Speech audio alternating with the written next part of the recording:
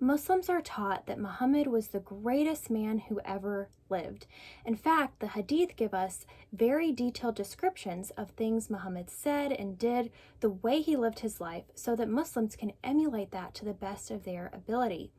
Muslims believe that Muhammad truly was a good man, that he was never violent, that he cared deeply for women and children, and that he truly was a prophet of God. But let's take a look at what Jesus says in the book of Matthew, chapter 7, starting in verse 15.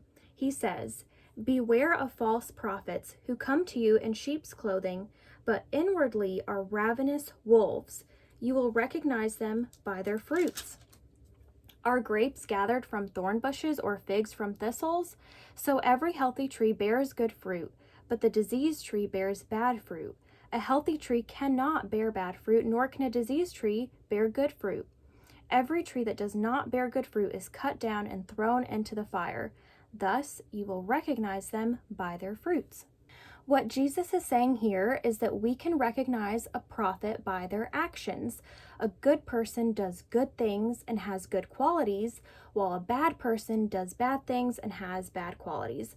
So today we are going to take a deep dive into Sahih al-Bukhari to see the exact type of person that Muhammad was. And for those of you that don't know, Sahih al-Bukhari is one of the most authentic, well-trusted sources. So that is the source we are going to look at today. We are going to start in Sahih al-Bukhari, volume 9, book 87, number 111, and this is right after Muhammad receives an inspiration. Then Allah's apostle returned with the inspiration, his neck muscles twitching with terror, till he entered upon Khadijah and said, "Cover me, cover me." They covered him till his fear was over. So right off the bat, we can see that Muhammad experienced great fear when he interacted with the angel Gabriel. And this immediately is a red flag because 1 John chapter 4, verse 18 tells us that there is no fear in love, but perfect love casts out fear. For fear has to do with punishment, but whoever fears has not been perfected in love. Moving on, it says, "But after a few days, Waraka died, and the divine inspiration was also paused for a while, and the prophet became so sad, as we have heard that he intended several times to throw himself from the tops of high mountains, and every time he went up to the top of a mountain in order to throw himself down, Gabriel would appear before him and say, 'O Muhammad, you are indeed Allah's apostle in truth,' whereupon his heart would become quiet and he would calm down and would return home. And whenever the period of the coming of the inspiration used to become long, he would do as before. But when he would reach the top of the mountain, Gabriel would appear before him." Muhammad would become suicidal after experiencing inspirations from the angel Gabriel. This is not a reaction we see from any of the prophets in the Bible when they experience encounters with angels. So maybe Muhammad's start to prophethood was a little bit rocky, but surely he was a peaceful person that did not subscribe to violence. Let's take a look. Starting in volume 7, book 71, number 589. "Some people were sick, and they said, 'O Allah's apostle, give us shelter and food.' So when they became healthy, they said, 'The weather of Medina is not suitable for us.' So he sent them to Al-Hara with some she-camels of his and said, 'Drink of their milk.' But when they became healthy, they killed the shepherd of the prophet and drove away his camels. The prophet sent some people in their pursuit. Then he got their hands and feet cut, and their eyes were branded with hot pieces of iron. I saw one of them licking the earth with his tongue till he died." So Muhammad's response to his enemies is to cut their hands and feet and brand their eyes with hot pieces of iron. Volume 5, book 59, number 370 says, "Allah's apostle sent a group of persons to Abu Rafi. Abdullah bin Atiq entered his house at night while he was sleeping and killed him. So Muhammad ordered someone to break into someone's house and kill them in their sleep." Volume 4, book 52, number 182 says, "When it was the day of the battle of Al-Ahzab, Allah's apostle said, 'O Allah, fill their houses and graves with fire, as they busied us so much that we did not perform the prayer till the sun set. So here Muhammad asks Allah to fill people's homes and graves with fire. Volume 5, Book 59, number 449 says, "The Prophet said to Hassan, 'Abuse them with your poems, and Gabriel is with you,' i.e., supports you." So here, Muhammad commands someone to write abusive and insulting poetry. Volume 5, Book 59, number 297 says, "The Prophet faced the Kaaba and invoked evil on some people of Quraysh.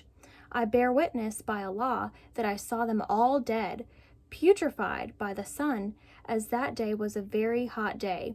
So here we can see that Muhammad literally invokes curses on people. Volume 7, Book 62, number 52 says, "While we were in an army, Allah's apostle came to us and said, 'You have been allowed to do the muta marriage, so do it.' Allah's apostle said, if a man and woman agree to marry temporarily, their marriage should last for 3 nights. And if they like to continue, they can do so. And if they want to separate, they can do so." So here, Muhammad allows temporary marriage purely for sex. And if you look up the definition of the word mut'a in Arabic, it literally translates to pleasure marriage. Speaking of marriage, let's turn to Volume 5, Book 58, number 234. Narrated Aisha, "The Prophet engaged me when I was a girl of 6 years. We went to Medina and stayed at the home of Bani al-Harith bin Khajraj. Then I got ill and my hair fell down. Later on, my hair grew again, and my mother came to me while I was playing in a swing with some of my girlfriends. She called me and I went to her, not knowing what she wanted to do to me. She caught me by the hand and made me stand at the door of the house. I was breathless then, and when my breathing became all right, she took some water and rubbed my face and head with it. Then she took me into the house. There in the house, I saw some Ansari women who said, 'Best wishes and Allah's blessing and a good luck.' Then she entrusted me to them, and they prepared me for the marriage. Unexpectedly, Allah's apostle came to me in the forenoon, and my mother handed me over to him. And at that time, I was a girl of 9 years of age." Volume 5, Book 58, number 236 says, "Khadijah died 3 years before the Prophet departed to Medina. He stayed there for 2 years or so. Then he married Aisha when she was a girl of 6 years of age and consummated that marriage when she was 9 years old."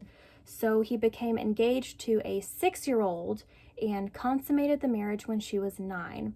I cannot even imagine the level of trauma that would have on a child. Summarize what we have learned today.